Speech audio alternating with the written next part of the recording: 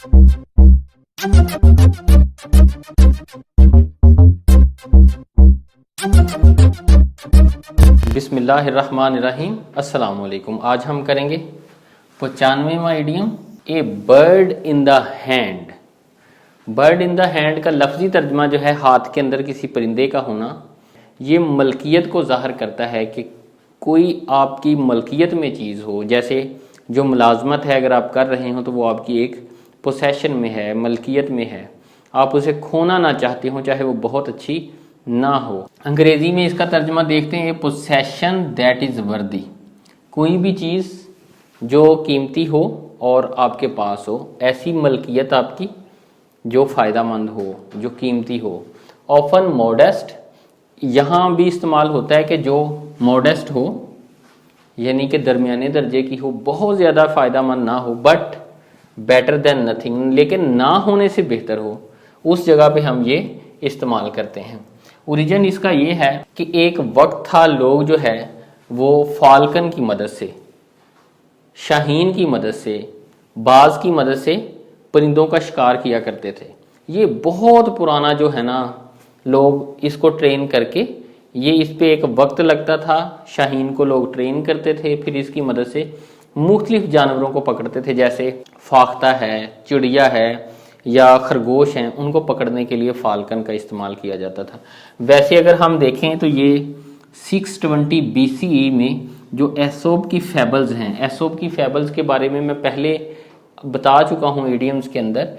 एसोप की फैबल जो हैं इसके अंदर ये बतौर मुहावरा इस्तेमाल हुआ है, लेकिन उसके बाद जो है भी लोग इस्तेमाल करते रहे। ये फाल्कोनरी का अमल जो है अभी भी लोग जो है अरब के अंदर दूसरे मुमालिक में शाहीन की मदद से जानवरों को पकड़ते हैं, परिंदों को पकड़ते हैं। अब इस शख्स के हाथ पे ये वाला जो परिंदा है ये किसी भी फाख्ता से बहुत कीमती है, किसी भी चिड़िया से, किसी भी खरगोश से बहुत कीमती है। अगर इस शख्स को इस बात का पता चल जाए कि जिसका मैं शिकार करने जा रहा हूँ उसकी वजह से मेरा ये परिंदा जो है या ज़ख्मी हो जाएगा या मैं इसे खो दूंगा या वो इतनी दूर चला जाएगा कि मुझे ढूंढना मुश्किल हो जाएगा, तो ये इस परिंदे को जो इसके हाथ में है और वो बहुत कीमती है, वो खोना नहीं चाहेगा। उन दो परिंदों के लिए जो जिनके पीछे भेजना है या जो शाखों के ऊपर बैठे हैं, तो उस जगह पे ये मुहावरा इस्तेमाल जो है वो किया जाता रहा है। पहले तो लिटरल मीनिंग में ही ये इस्तेमाल होता रहा है, क्योंकि लिटरल मीनिंग में वाकई ही ये एक परिंदा कीमती परिंदा था, क्योंकि इस पे बहुत ज़्यादा खर्चा था उन लोगों का हुआ होता। इसको छोटे से को लेके वो इसकी परवरिश करते, इसको बाकायदा ट्रेन करते। अब इसको ये बंदा जो ऑनर है फाल्कन का मालिक, वो कभी नहीं चाहता कि इसको नुकसान पहुँचे या मैं दो छोटे परिंदे जो हैं जिनको पकड़ना है उनकी खातिर इन्हें इसे खो दूँ। लेकिन अगर हम देखें कि ये कब से शुरू है तो 1382 में 1382 जो है ये विकलिफ्स का जो वर्जन है बाइबल का, उसके अंदर एक्लीसियास्टिस जो किताब है उनकी, बुक ऑफ एक्लीसियास्टिस, उसके अंदर एक इससे मिलता जुलता मुहावरा है। वो मुहावरा ऐसे है कि a live dog is better than dead line,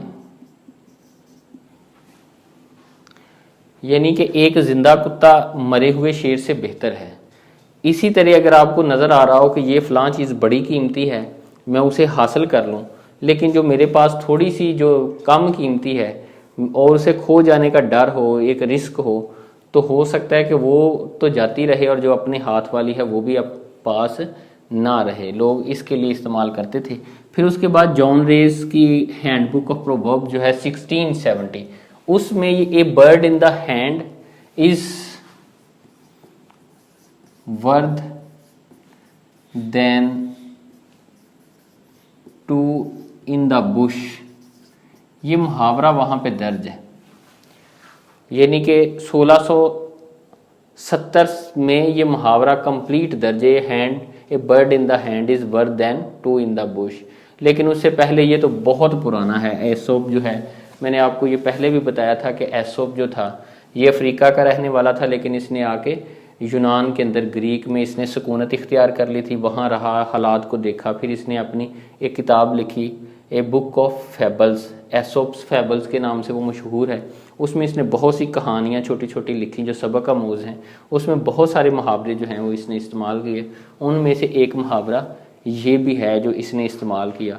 उसके बाद वैक्लिफ की 1382 की जो बाइबल है वर्जन, उसके अंदर मैंने आपको बताया कि इससे मिलता जुलता मुहावरा है, तो लोगों ने इसको बाकायदा जो है वो मकबूल हो गया ये मुहावरा और लोग इसे इस्तेमाल करने लगे। अब हम आते हैं एग्जाम्पल की तरफ। It may not be the best of jobs, जो पहला जुमला है, कोई शख्स बता रहा है कि जो वो जॉब कर रहा है ये अच्छी मुलाजमत ना होगी, but it's a bird in the hand, लेकिन ये एक हाथ में परिंदे की मानद है, ये उसके पास मलकियत है। You should not give it up, आपको ये नहीं छोड़नी चाहिए, till you can find a better one, जब तक अच्छी मुलाजमत ना मिल जाए।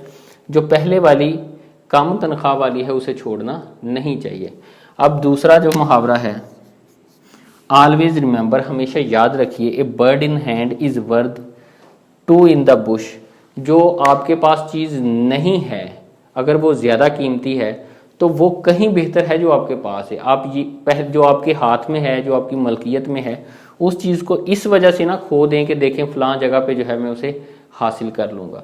तो ये मुहावरा जो है मेरा ख्याल है इस सारे के बाद आपको इंशाल्लाह याद रहेगा।